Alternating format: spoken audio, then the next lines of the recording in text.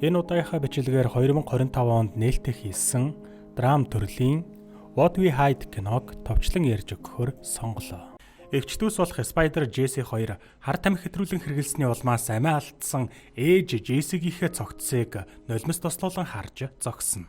Охид байдаг чадлаараа ихэнхээ цогцсыг өргөж ойролцоох сарвч руугаа аваачин авдран дотор нуух нь тэр. Сэтгэлээр унсан Jesse сүүлийн удаа ээжигээ үнсэж түүний зүйлтийг дурсгал болгон авлаа. Дараа нь Spider Jesse тандан ээжийн үхлийн талаар хинт шилж болохгүй. Хэрвээ хэлэх юм бол өөрсдийг нь салгаж асрамжийн газарт аваачна гэдгийг хэлв. Тэгэд Spider хэнийгөө өөрсдийг нь салгаснаас үхсэн нь дээр гэдгийг илэрхийлнэ. Богдонк нь нийт харилцагч нартаа зориулан өндөр хүүтэй 30 хоног, урайтайгаар 18% хамгийн өндөр хүүтэй хугацаатай хадгаламжийн аяныг энэ 9 сарын 15-наас 10 дугаар сарын 15-ны хооронд буюу зөвхөн 1 сарын хугацаанд зарлж байна. Харилцагчдаа тус аянд 9 дугаар сарын 15-наас 10 дугаар сарын 15-ны хооронд шинээр нээсэн хугацаатай хадгаламжинд сар бүр 100 мянган төгрөгийн орлого хийж таны хуримтлалын хэмжээ 10 сая төгрөгт хүрсэн өдрөөс эхлэн урамшууллын хүүгийн өгөөж таны дансанд бодогдож эхэлх юм. Таны мөнгө өдөр бүр өсөн нэмэгдэж мөрөөдлөө бодит болгох хамгийн ухаалаг хөрөнгө оруулалт байх болно. Дэлгэрэнгүй мэдээллийг 7577 1199 утсаар болон Богдонкны Facebook хуудасны чат бот, Улаанбаатар хотод байрлах 15 салбар тооцооны төв болон хөдөө орон нутгийн Богдонкны Эрдэнэт дархан хотуудын салбараас авах боломжтой. Мөн та салбар тооцооны төвд биеэр ирэх шаардлагагүй бөгөөд Богд мобайл аппликейшнаар хүссэн үедээ зайнаас харилцагч болж онлайнаар хадгаламжаа нээгээрэй. Эрхэм харилцагч та аяндаа амжиж хамрагдаарай. Ирээдүйнхээ төлөө өндөр хүүг өнөөдрөөс хүртцгээе. Богд банк итгэл түгэн. Удалгүй эгч дүүс өглөөний цайгаа ууж байтал гэнэт ээжийнх нь утас дуугарлаа. Рис нэртэй хүн залгаж байгааг хараад утсыг авсангүй. Эгч дүүс сургууль руугаа явхаар болж Spider Jesse-г ээжийнхээ зүйлтийг зүүсэн байгааг анзааран бусад хүмүүсээс сэжгэлж магадгүй тул тайлахыг шаардсанаар Jesse дурамчхан тайлна. Сургуультай ирэнгүүтээ Spider дүүдээ өөрсдийнхөө нууцыг хэнд ч хэлэхгүй байхыг анхааруулхад дүүн зөвшөөрөв. Гэсэн ч Spider өөрөө дэслэггүй өөрийнхөө сайн найз Alexis-т бүхнийг хэлж цочирдууллаа. Alexis хүмүүс ээжийг нь байхгүйг анзаарч магадгүй гэж санаа зовдогч Spider угаасаа ээж нь сүүлийн хэдэн сарын хугацаанд үүдэндээ арай ядан гарч ирж байсныг хэлнэ. Оройн Jesse-г найзынх нь эмээг эрт нь хүргэж өгсөн нь Spider-ыг уурлуулав. Тэрээр дүүгээ хүргэж өгөхийг зөвшөөрсөнд нь буруутгаж тэд дотгошоо орж ирээд үннийг мэдэх боломжтой байсан гэж анхаарууллаа. Оройн Spider оройн хоол хийхээр болдогч хүнс барагл үлдээгүйг анзаарна. Тиймээс тэд байгаа жаахан зүйлээ идэж Spider дүүгээ 6 хоногийн дараа сар бүрийн тэтгэмжээ авах болохоор санаа зовох хэрэггүй гэж тайвшруулав. Энэ үед хэнийгэн гадаа ирж Spider ээжийнх нь найз залуу Рис гэдгийг мэдлээ. Рис ээжтэй нь уулзахыг хүсэхэд Spider түүнд ээж нь өөр нэг эмэгтэйтэй цагийн өмнө явсан гэдгийг хэлнэ. Энэ Рисийг уурлуулж тэрээр ээжтэй өөрлөө нь залгаарай гэж дамжуулаарай гэж хэлээд яв. Улмаар эгч дүүс айж Jesse эгчтэй Рис эргэж ирсээр байх болно гэдгийг хэллээ. Дараа нь Spider Jesse-г сарвчанд ээжийнхээ цогцсны хажууд уйлж суухыг хараад тайвшруулна. Тэрээр Рис бол хар тамхинд донтогч, түүнд хамаатай зүйл бол зөвхөн хар тамхи гэдгийг тайлбарлав. Ээж нь Рисийг сонирхохгүй байхаар тэрээр эцэстээ өөр хүн олно гэдгийг хэлж Spider дүүгээ тайвшрууллаа. Хэдэн өдрийн дараа эгч дүүс эцэстээ нь ээжийнхээ картнаас халамжийн мөнгийг нь авч супермаркетаас олон зууш худалдаж ав. Тэд гадаа суугаад юмаа идэж байхад супермаркетын касчин кодыг ирж зургийг нь дарав. Төвшөөсөн Spider түүнийг гажамтан хэмээн буруутгаж зурагнуудыг устгахыг оролдоход энэ нь дижитал камер биш болж таарлаа. Улмар кодыг камера буцааж аваад завсарлагын цаг нь дууссан тул явна. Гэртээ буцаж ирээд Jesse сар бүр хэдэн долларын халамжийн мөнгө авдгийг асуухад Spider түүнд гэр бүлийн 3 гишүүнд $600 өгдөг гэдгийг хэлв.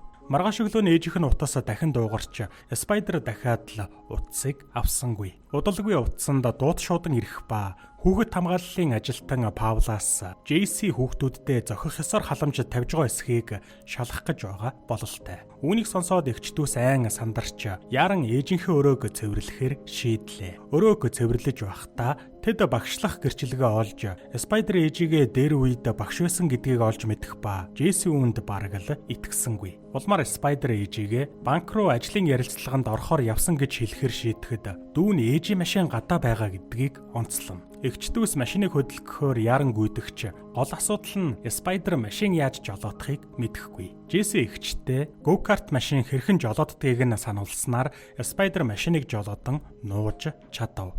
Удалгүй Паула ирэхэд Спайдер аль банк гэдгийг нь санахгүй байгаа ч ээж нь ажлын ярилцлаганд орохоор явсан гэдгийг хэлнэ. Тэгэд ээж нь хэрхэн хариуцлагатай байгааг өөрсдийг нь маш сайн халамжилдаг болохыг тайлбарллаа. Энэ үед Паула хөрөгчийг шалгахад хөрөгч болон шүүгээ хоол хүнсээр дүүрэн байв.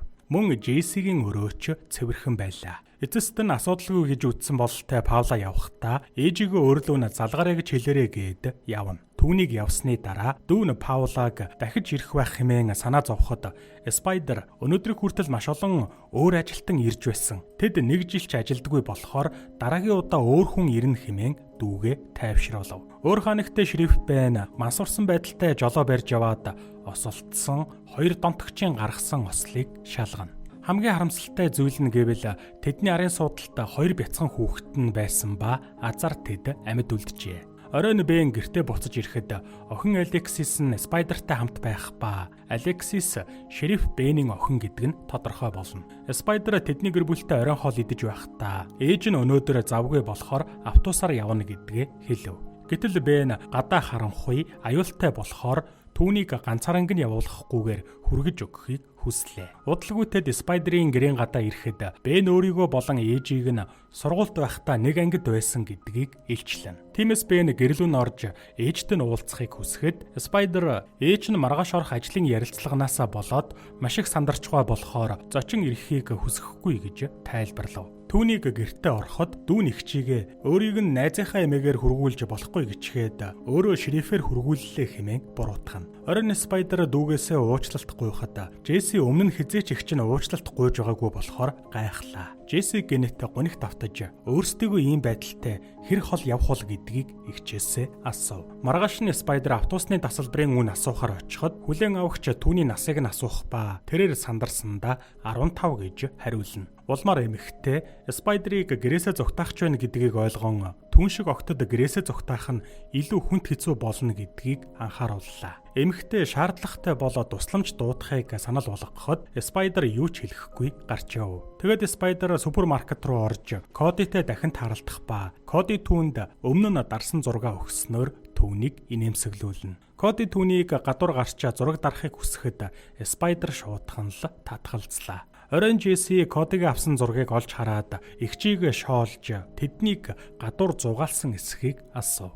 Эгч нь Коди өөрийг нь гадуур гарахыг урьсан гэдгийг хэлээд хинэгэн өөрсдийнх нь асуудалд орохыг хүсээгүй болохоор татгалцсан гэдгээ тайлбарлана. Гэтэл дүүн эгчтэй Кодид боломж олго амьдралдаа жаахан хөгжилтөхөөс бүү гэж хэллээ. Маргааш нь Спайдер Кодигийн саналыг хүлээн авч мотоциклоор түүнтэй хамт явв. Замдаа тэд дэм буудалтай саатаж Денис гэдэг хүнтэй уулзсан түүнд хэдэн зураг өгнө. Дараа нь тэд ойд ирж Коди Спайдерт хэрхэн камер ашиглаж зураг дарахыг заалаа. Энэ хооронд Бен ээжийг нь шалгахаар гэрт нь ирдэгч гэртээ хүн байхгүй хаалга нь түгжээтэй байв. Тэрээр JC-гийн машин ойролцоо байхыг анзаарч түүнд сэжиг төрнө. Дараа нь Бений анхаарлыг сарвч татаж шалгах гэтэл түүнд яралтай дуудлага ирж таарлаа. Спайдер Кодигийн зураг угаадаг өрөөнд зочилж өөрөөр хүмүүсийн зургийг харж байхдаа Денисийн зургийг анзаарч түүнийг хэн болохыг асуув. Коди Денисийг хар тамхи зардагч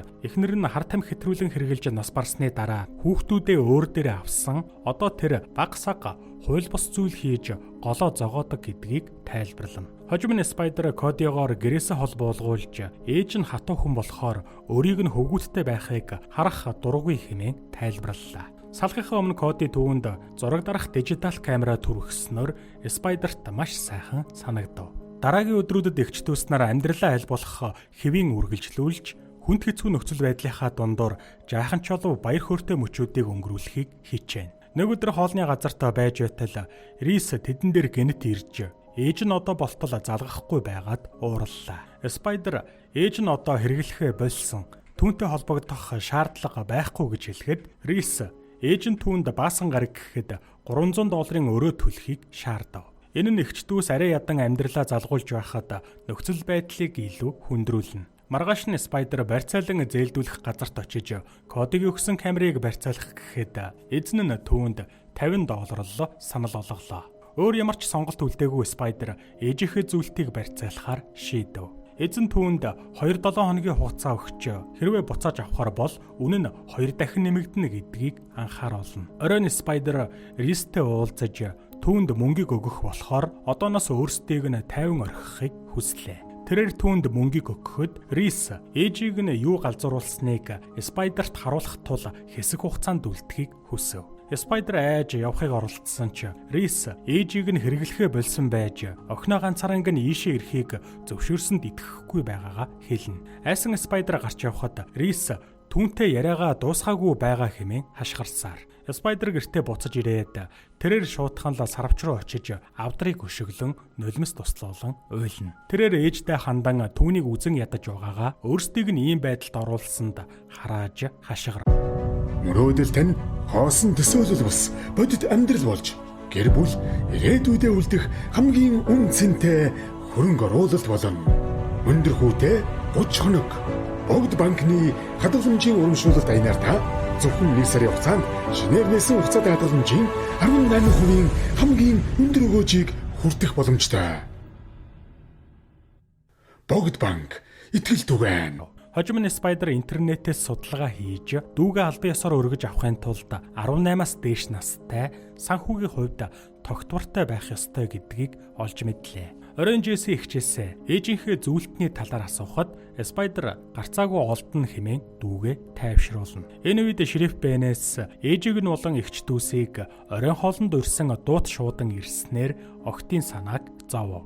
Маргааш нь аргаа барсан Спайдер дэм буудалд ирж Денистэй уулзсан өөрийг нь 18 настайг батлах хурамч үнэмлэх хийж чадах эсхийг асуулаа. Денис зөвшөөрч үнийг нь хэлэхэд Спайдер түүнд одоогоор мөнгө байхгүй гэдгээ илэрхийлнэ. Түүний дэвшүүртэй байдлыг нь харсан Денис охиныг өрөвдөж яагаад үнэмлэх хэрэгтэй байгааг нь асуув. Үйл явдал Спайдер Алексистэй уулзаж түүнд дүүгээ аваад нүүх төлөвлөгөөгөө хуваалцаж байгаагаар үргэлжлэнэ. Тэрээр хурамч үнэмлэх гаргаж чадах хүнийг олсон ба дараа нь ажилд орж дүүгээ үрчилж авах болно гэдгийг тайлбарлана. Бүх бичиг баримт бэлэн болмогц дүүдээ хэлнэ гэж Спайдер ярихад үнийг сонсон Алексис гунигтай байв. Хожим нь халамжийн мөнгө авсныхаа дараа Спайдер барьцаалан зээлдүүлэх газар руу ирэхэд эзэн камерыг аль хэдийн зарсан гэдгийг хэллээ. Улмаар Спайдер өөр нэг камер худалдан авах ба эзэн түүнээс зүйлтэй яахыг асуухад Спайдер авч чадахгүй гэж хэлээд явна. Дараа нь тэр Кодитой уулзаж авсан шинэ камераа өгөхөд Коди ингэх шаардлагагүй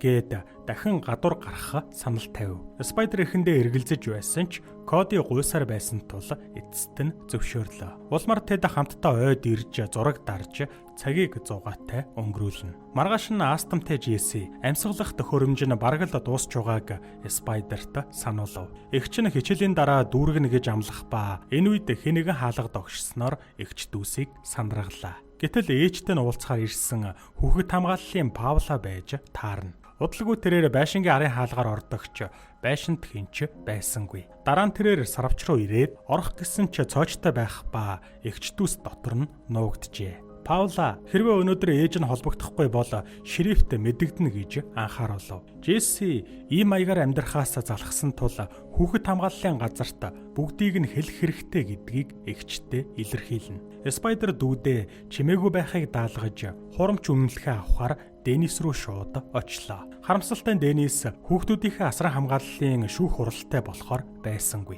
Оройн Джесси ээжийнхээ зүйлтийг дахин асуухад Спайдер эцэстээ нь зарсан гэдгээ хүлээн зөвшөөрнө. Үүнийг сонсоод Джесси сэтгэлээр унахад Спайдер ээж нь хар тамхинаас өөр юунд ч санаа зовдоггүй байсан гэдгийг илэрхийлв. Гэтэл дүүн ээж нь хэдийгээр донтолттой байсан ч хайраар дүүрэн хүн байсан. Муу хүн байгаагүй хэмээн маргалаа. Энэ үед Спайдер ээж нь Джессиг довжоон дээр уйлуулад орхиж исэн ба Спайдер дүүгээ аваагүй бол хөлдөж өгөх байсан гэдгийг илчлэнэ.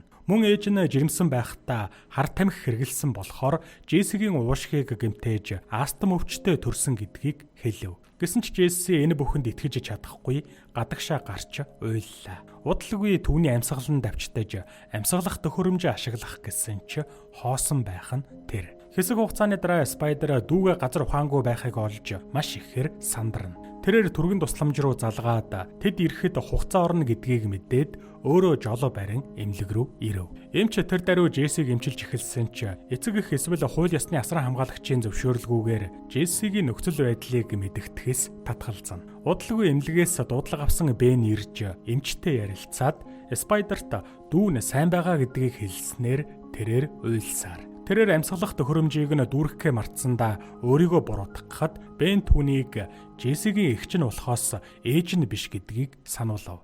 Бен түүнээс ээж нь хаана байгааг асуухад Спайдер хариу өгөхгүйгээр өөрийг нь дүүгээс нь битгий салгаарай гэж гуйна. Дараа нь Джесси эмнэлгээс гарч эгч дүүс шөнийг Алексийн гэрт өнгөрүүллээ. Энэ үед Бен их нэртэй өөрийгөө Джессиг хайхаар очсон ч тэр гэртээ байгаагүй. Мөн хүүхэд хамгааллын ажилтан түүнтэй 2-7 хоногийн хугацаанд уулзаагүй гэдгээ хэлсэн гэдгийг хэлв. Үүнийг сонссон эхнэр нь эгч дүүсийг шинэ гэртээ болтлоо. Өөрсөдтэй хамт байж болно гэхэд Бен энэ нь тийм ч амар биш гэдгийг тайлбарлана. Учир нь хүлээлгийн жагсаалтанд 70 гаруй хүүхэд байгаа болохоор эгч дүүс хамтдаа нэг гэр бүлд үрчлэгдэх магадлал бараг л байхгүй гэдгийг хэлнэ. Маргааш нь Бен охтыг хичээлд нь хүргэж Спайдерт санаа зовх хэрэггүй ээжийг нь олно гэж амлав. Түүнийг явсны дараа Спайдер өнөөдөр явхаар төлөвлөж байгаагаа Алексист хэлэхэд тэрээр түүнд мөнгө өгөөд найзууд салах ёс хийлээ. Тэгэд Спайдер хурамч үнэмлэхээ авахаар Денис рүү очиж дараа нь Джессиг сургуулаас нь авна. Хэсэг хугацааны дараа эгч дүүс гэртээ ирмэгцээ. Спайдер юмнуудаа яран баглахад дүү нь гайхаж эргэлзэв. Дүү нь өөрсдийгөө хайчих гэж байгааг асуухад Спайдер эцэст нь өөрсдийгөө явах хэрэгтэй. Үгүй бол хүүхэд хамгааллынхан ирнэ гэдгийг тайлбарллаа. Тэрээр 18 настай гэсэн хурамч үнэмлэхтэй болохоор өөр газар руу нүүж болно гэдгийг хэлнэ. Гэсэн ч дүү нь сургууль найзуудаа орхихоос татгалзаж мөн ээжигээ ийм байдалтай хайж болохгүй хэмээн маргав. Улмаар маргаан даамжирч Спайдер эцэст нь ууралсандаа дүүгээ алгадлаа. Энэ үед гадаа машин ирэхээ сонсогдсноор Спайдер шуудхан хаалгаа түгжинэ. Гэтэл Рис байж таарах ба тэрээр хаалгыг хүчээр онгойлгон орж ирэв. Тэрээр Спайдерыг хананд шахаж ээжийг нь үхсэн гэдгийг мэдэж байгаа. Мөн тэднийг тэтгэмжийг авч байсныг нь мэдэж байгаа гэдгээ хэллээ. Тиймээс тэрээр тэдний нууцыг нь хадгалж хариуд нь сар бүр $200 өөрт нь өгч вэ гэж шаардсанаар Спайдер зөвшөөрнө. Тэгэд Рис дүү нь хаана байгааг асуухад Спайдер дүүгээ гэртээ байхгүй гэж хариулахад Рис үнэн дөрхөө харуулж Спайдертай хөгжилдөхийг шаардав. Улмаар Спайдер түүнийг өвдөглөн зогтаах гэсэн ч Рис түүнийг барьж авснаар Джесси түүний жихийг нь хацхад Рис түүнийг ухаангүй болголоо. Тэгэд ийм зүйл болно. Хэсэг хугацааны дараа Джесси эгчийнхээ үр дээр ухаан ороход эгч нь түүнд Рис явсан гэдгийг хэлв. Джесси явахыг хүсэхгүй байгаагаа хэлэхэд Спайдер дүүдээ одоо зүгээр гэж хэлээд түүнээс уучлалт гуйлаа. Үйл явдал цагдаа тэдний гэрт ирж эгч дүүс эцэст нь үннээ хэлсэн байгаагаар үргэлжлэнэ. Спайдер Бенээс өөрийнх нь хийсэн зүйл буруу эсхийг асуухад Бен түүний хийсэн үйлдэл гэр бүлээ хамт байлгахын тулд хийсэн болохоор үүнд буруудах зүйл байхгүй гэж хэлэн тайвшруулав. Хэд өдрийн дараа Джессигийн оршуулах ёслол болж эгч дүүс нулимс туслуулан авсан дээр нь цэцэг тавина. Коди Спайдерийн уу гашууг нь хуваалцахаар ирсэн байв. Хожим нь Спайдер ээжийнхээ зүйлтийг авч дотор нь байгаа дүүгийнхээ болон өөрийнхөө нялх байхдаа агуулсан зургийг харлаа. Эцэст нь тэрээр ээжигээ уучилж уу гашуу дунд амар амгаланг олсон гэдгээ илэрхийлэн зүйлтийг хүзүүндээ зүүснээр кино төгсдөг. Мөрөөдөл тань хоосон төсөөлөл бус бодит амьдрал болж гэр бүл ирээдүйдээ үлдэх хамгийн үн цэнтэй хөрөнгө оруулалт болно. Өндөр хүүтэй 30 хоног Богд банкны хадгаламжийн урамшуулалт аянаар та зөвхөн 1 сарын хугацаанд шинээр нээсэн хугацаатай хадгаламжийн 18% хамгийн өндөр өгөөжийг хүртэх боломжтой. Богд банк итгэл түгээн.